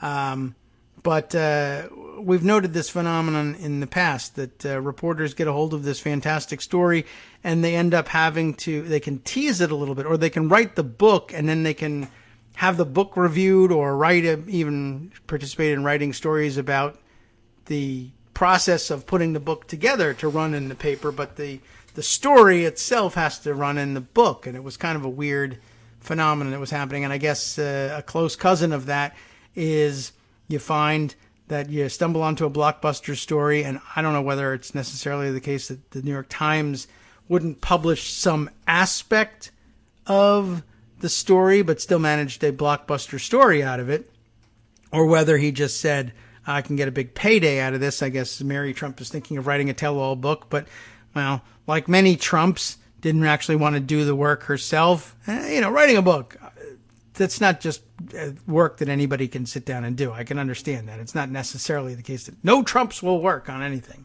But, it's a tough thing to do. So you got a person who's like actually a professional writer, and you ghostwrite the book. You get the story out. It's good for you. You don't have to do very much work. It's good for the country. The story gets out. It's good for the writer. He gets paid. Fine. But in the meantime, as it turns out, I guess the team that could have taken this story so much further blew up over this outside arrangement. Let me see. Kind of give a scan to see how much more. Okay. It's not that much more. The Daily Beast lays their stories out in a continuing scroll, so it looks, according to the scroll bar, like I have another 4 hours worth of reading to go here. But we're actually quite close to the end of this story. Maybe we can just finish it out here. In June of 2019, as we just learned, the Daily Beast reported how the Times team there imploded when Barstow went rogue, aggressively pursuing a source of their groundbreaking investigation to ghostwrite a book and secure a six-figure payday, a move explicitly forbidden by the Times' ethics rules. That story detailed how Barstow went behind his colleague's back and pursued the source, who was not his source to begin with. Yow. Even after his editors told him not to do the book. Barstow even went so far as to make a surprise visit to the source's residence after they ceased communications with him, staying at least 3 hours and ringing the front and back doorbells multiple times as the person hid in their home. Guy was hungry for that payday. I mean, we all would be, I guess, if you're not a Trump and already have a pile of money, everybody would be interested. But wow, most of us would give up a little earlier than that. The source was freaked out. The source felt invaded. They ended up hiding until he left the residence, a person with knowledge of the situation told the Daily Beast at the time, adding that the source considered calling the police, which has additional, repercussions in the story now that it's breaking down. That would have been interesting. I don't know what would have come with it. Barstow's white. So, okay. While Times executive editor Dean Baquet backed Barstow over his questionable ethical decision. That'll ring a bell for a lot of people. And Barstow claimed he acted appropriately. He soon left the paper to take up a position leading the University of California, Berkeley Graduate School of Journalism's investigative reporting program. So, Mr. Ethics, good to know. At the time of the publication, the Daily Beast, of this publication, the Daily Beast did not name the source. Oh, I'm sorry. At the time of the 2019 publication that Barstow was an unethical jerk, they did not name the source and took extensive measures to protect their identity. In the upcoming book, however, Mary Trump will out herself as a source for the Times and detail her involvement working with journalists Russ Buettner, Buettner, do I have that right? Suzanne Craig and Barstow to crack the story, according to people with knowledge of the matter. The book is sure to send shockwaves through Washington and the Trump family just months before the election, and it comes hot on the heels of John Bolton's much-anticipated memoir. Not really. But unlike all the books by former Trump staffers, this is the first time a Trump family member has written a tell-all that is highly critical of the president. So, Tiffany, you're going to have to get cracking if you want a piece of this pie. The bad blood between President Trump and his niece dates back 20 years to the fight over Fred Trump Sr.'s will and the actions he took to cut off financial and medical support for her brother's ill child. I feel we just learned this at the top of this article. Now that feud is about to spill out into the public eye during a critical election year, with the president struggling to shore up his plummeting popularity and deal with his own medical issues. Ha ha. My aunt and uncles should be ashamed of themselves, Mary Trump said about Donald Trump and his siblings in that rare 2000 interview, which provides a preview of the tone of her book. I'm sure they are not. So, they should be ashamed of themselves, but I know them well enough to know that they're not. Okay. That will do that, do the trick for that subject. Now, I'm going to have to jump around in Pocket here and hit highlights. There are so many things I want to share with you that I can't give a thorough read to, but are extraordinarily important. Let's see. Not going to get to read this lengthy piece in the Washington Post, but you might be interested in it. And I don't foresee any openings in the show, really, honestly, to run all the way through this. Inside the coronavirus testing failure, alarm and dismay among the scientists who sought to help. I'll take a look at the original so I can get all the reporters on the piece correct here. Sean Boberg, Robert O'Hara Jr., Nina Satya and Amy Goldstein writing this piece, basically about the initial failure of the CDC to A, come up with a test of their own, B, to agree to accept the World Health Organization's test, and C, to allow other lab experts outside of CDC control work on the problem, and even when they did it anyway, to allow them to advance their solutions. That all resulted in many, many missed opportunities to actually try and combat this virus in the early days that would have possibly helped us avoid the explosive levels of growth we're still experiencing here in this country. Speaking again also of coronavirus issues, I've got two. One, over the weekend I learned that one of our favorite figures in the Ohio battle against the coronavirus, Dr. Amy Acton, who we were also disappointed to find out her name was a typo when we read about it in the Hill, has been forced from her position as the chief medical officer. I don't know what that, and I forget the title offhand, and now I don't have the article handy, but apparently Dr. Acton was forced out of or forced to make the decision to resign from office. And I have here a tweet with video of Governor DeWine announcing the resignation. There we are, of Ohio Department of Health Director Dr. Amy Acton. The tweet thread I have on it is from Tyler Buchanan, who is a state house and politics reporter for the Ohio Capitol Journal, and reports that Dr. Acton went from obscurity to being a household name throughout Ohio, with profiles written about her in Time Magazine, New York Times, Washington Post, etc. She's been the subject, though, of intense criticism for COVID-19, from COVID-19 skeptics. That is to say, cranks and idiots have been intensely critical of her. Much of their criticism, by the way, has been anti-Semitic in nature, in case we haven't discussed that in the past. The Ohio House Republican Caucus has worked on numerous bills to rein in Dr. Acton's authority since returning to work in May. One member, Nino Vitale, has called her a dictator endless times. Acton is persona non grata on many anti-government Facebook pages, not that she was going there. Many personal threats and insults lodged there against her. There have been protests at Acton's house. I think we noted that. A state senator said he wouldn't let her turn Ohio into Nazi Germany. That despite the fact that Dr. Gay Hitler made his home in Ohio at some point in the past. The fan club of WMFD reporter Jack Windsor, who is somehow still credentialed and is set to ask a question at the press conference with Governor DeWine, apparently, and this was back on June 11th. And I don't know if he got his question. He's attacked her relentlessly. At one point a few weeks ago, Acton was asked what restaurants she hoped to go to once Ohio reopened. She wouldn't name one. I have no life, she said, half-jokingly, but you get the sense that this is around-the-clock work for her. Unending pressure and fierce criticism has taken its toll.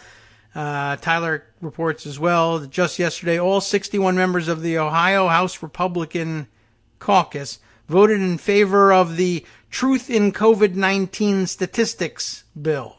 Its main sponsor claims Dr. Acton and the Ohio Department of Health has deliberately withheld data in order to spread fear to Ohioans. This is how 2020 has gone.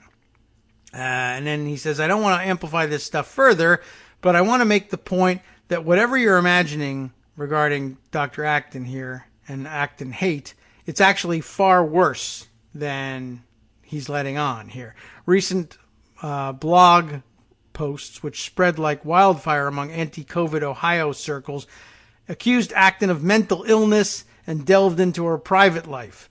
I'll end, he says, by saying most of the anti-Acton hate has come from keyboard warriors.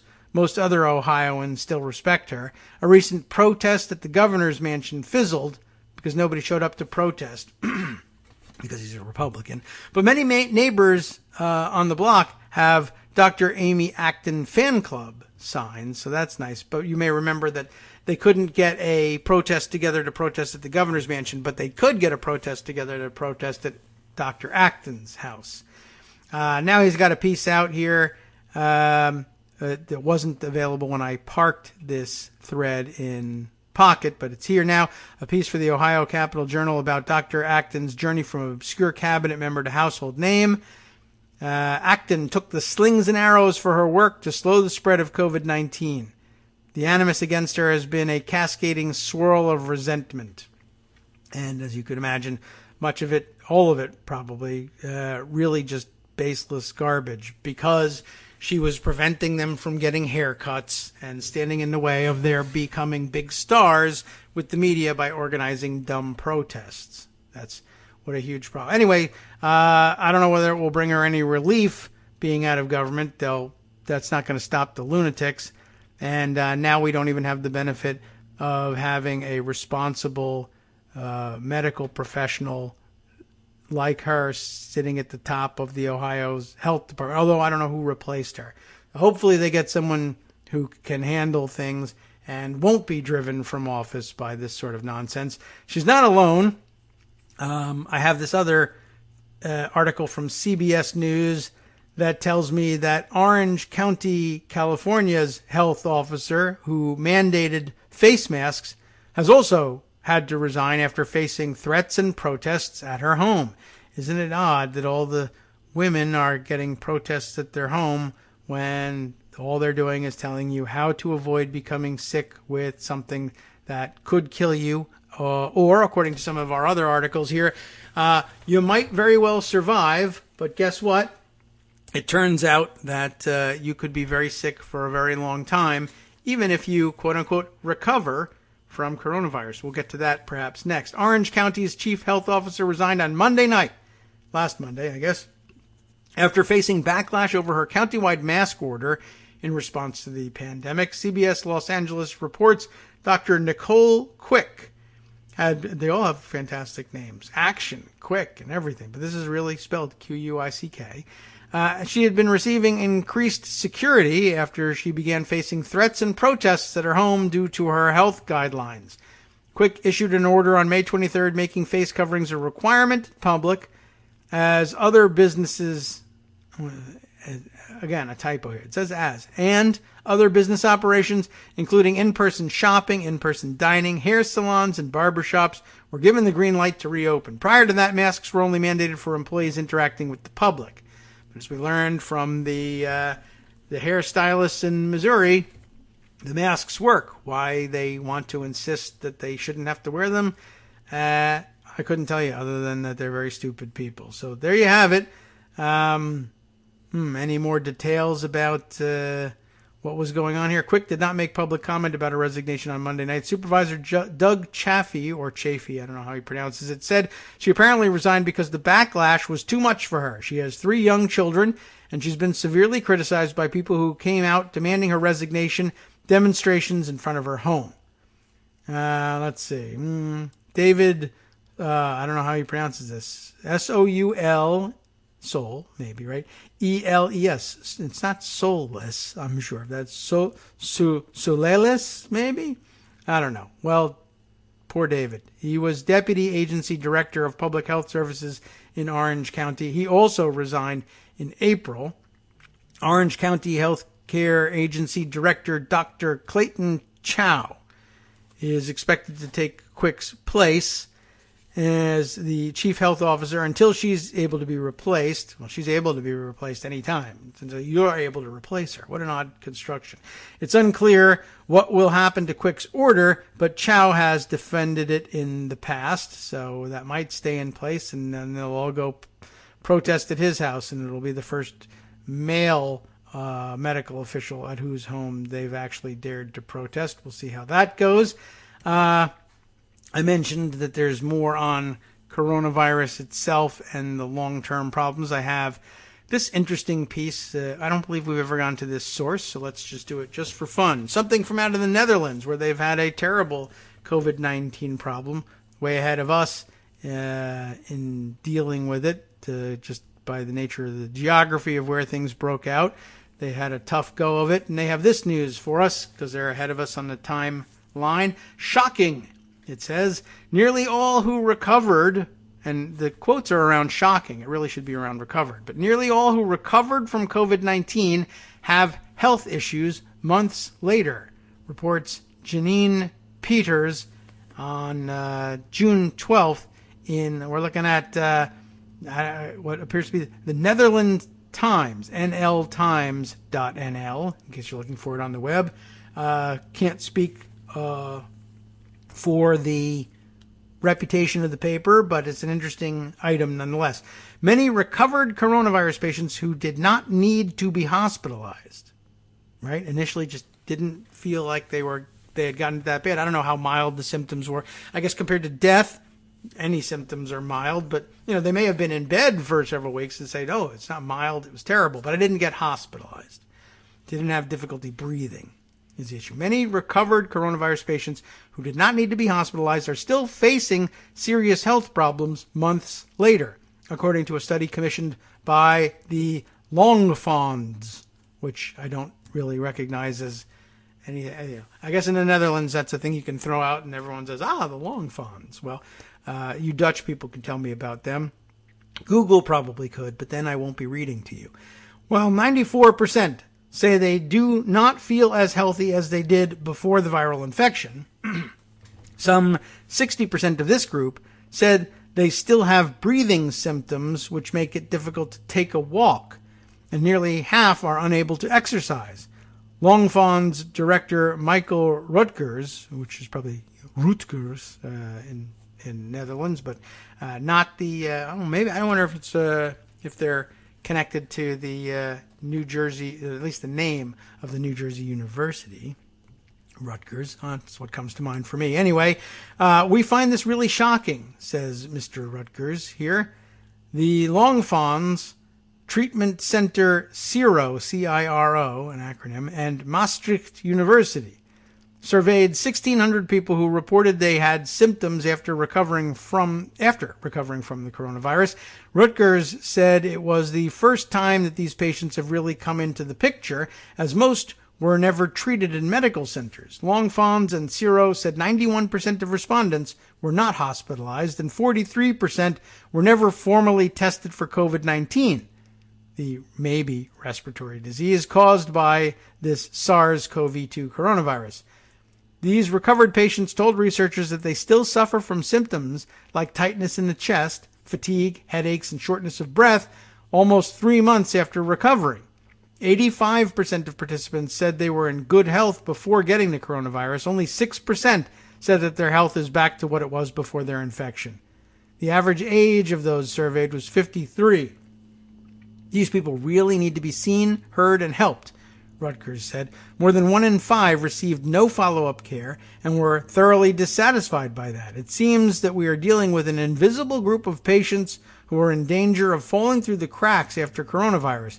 We have to prevent that. And I don't know what kind of healthcare system they have in the Netherlands, but it's almost assuredly less prone to cracks, I would think, than our disjointed gobbledygook private healthcare system here in this country. The health of corona patients who went through corona at home is shockingly bad, Rutgers said. Until now, the focus was rightly on the people who ended up in the hospital or even in the ICU, but we should not forget this group of corona patients who were at home. Good point. I hope that they don't. It's one of several similar reports. I'm pretty sure, aside from the one that we read you about the person who needed the double lung transplant last week, there are similar stories in the news now, and I don't know if any of them are, for some reason, parked in Pocket at the moment. I may have been retweeting them over the weekend instead, but we're finding similar things here and other people making excellent points along the way, like, we need more information. There's really no information about the people who recover from COVID-19. We find out about who dies, but not dying is just the entirety of the category otherwise. But remember, we've been reading all along. People need lung transplants, people who have lasting lung damage, people who have vascular damage, have effects of the virus lingering with their brain function. We heard about the blood clotting and other circulatory problems that led to amputations, but we don't have that information. We have, generally speaking, we circulated numbers about how many people are in the hospital, how many people are dead, how many people are recovered, how many people have gotten it, how many people have been tested, but no information on how many people who have their legs amputated or have lasting health effects of various kinds, serious enough that people who and there's still plenty of them, keep walking around saying it's the flu. If they can't be convinced that it's not the flu because people are getting it in June in Arizona, how about this? Oh, it's the flu that cuts your legs off. That's a different kind of flu, right? We might want to know about that. It's the flu that lasts a year. It's the flu that ruins your lungs forever. It's the flu that led to a double lung transplant for me, because that's a different kind of flu. There's still a lot of people. It's still impressed in our minds, generally speaking, across the country, especially as we reopen, even in places that were hard hit, like New York, where I saw over the weekend a video being circulated that was apparently of people partying in the streets in Brooklyn. I don't know why or where, but that's what they appeared to be doing. Just because I don't know enough about Brooklyn. I mean, it said where it was, St. Mark's Place. I don't know anything about that. I don't go to Brooklyn. I'm from there. I don't know anything about it. I guess that's the thing people do now. And I guess, like I said, it's from the early days where people were told, it doesn't affect young people. That's why we'll go on spring break. Well, the double lung transplant was what, 28, something like that? Like I said, if I get it, I get it, was the initial response. It's like the flu, I'll get over it. Well, not if you want both legs, you won't. I don't know how common that is. We just don't have that kind of information. It's not shared widely enough, except for blockbuster stories here and again. I'd love to know what the incidence of this really is. Let's see. On other subjects, also this one seemed kind of important that I saw over the weekend. I thought we'd add this one to the mix. I'll have to go to my email if I want the full text of this, because I saw it over the weekend in the Wall Street Journal, and they let you see things once and then you can't go back to them. And say, if I read it and say this is interesting, I want to read it on the air, can't do it unless you email it to yourself. Piece of the puzzle from the George Floyd case, and this likely impacts the kind of idiotic bigots who probably were approaching the George Floyd murder by saying, well, he had a police record. He's no angel.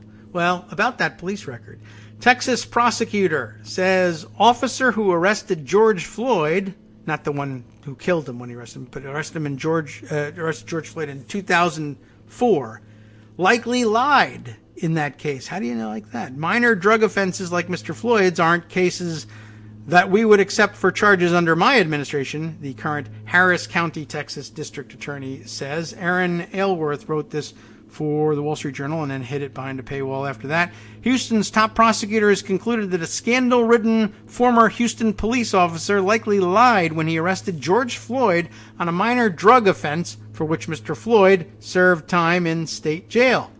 The Harris County District Attorney, Kim Ogg, O-G-G, I don't know how she actually says that, but that's my best guess, also said that due to her office's examination of Mr. Floyd's case, it could expand a continuing investigation to examine more arrests made by Gerald Goines, G-O-I-N-E-S, who was charged with murder after a botched drug raid in 2019 in which 2 people were killed. How do these bad apples keep rising to the top of the barrel? Mr. Goines, who's also charged with tampering with a government record by lying to obtain the search warrant that authorized the raid, is the officer who arrested Floyd in 2004 over what Ms. Ogg described as a one-rock $10 crack buy. Mr. Goines' criminal case is pending. He has pleaded not guilty.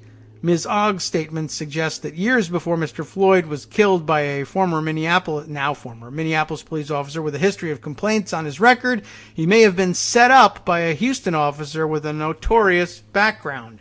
And who knows, is that what drove him to Minneapolis? Is that what perhaps prevented him maybe from getting a different job that wouldn't have brought him in contact with the officer who killed him? You never know. But again, lives get ruined this way, and it's it's one of those things that people need to see reformed, whether you defund them along the way or not. That is just, it's all over the place with cops in every city, and there's no way to root it out if you can't convince people that it's worth taking a look. I thought that was very important information and well worth knowing about. I will share the link to the article with you, and if you're really desperate to read the thing twice, I will tell you this, do copy it and save it for yourself. And if you really can't get a copy, maybe we can work something out and I'll get you the copy that you need to read this rather amazing story. But it's exactly what you think it is. There's many more stories, of course, that we didn't get to that touch on all sorts of other important areas, including foreign policy and our relations with countries around the world and the incomplete impeachment of Donald Trump. We'll see if we can get to those later in the week. Now, time to hand over the microphone to Justice Putnam for the West Coast Cookbook and Speakeasy for his collection of those stories that I didn't spend enough time on or didn't even get to in our 1 hour that we allotted to ourselves for all the made-up stuff after Greg's intelligent From data Daily parsing. Co's Radio on netrootsradio.com. You have been listening to the Kagro in the Morning Show with David Waldman. Important stuff Justice has for you. Joe Biden, search for a running mate, enters the second round of vetting. And on the rest of his menu, a star player on the Liberty University women's basketball team is transferring because of racial insensitivities shown within the leadership and culture of the school. Not too much of a surprise given Liberty University, but bad news nonetheless.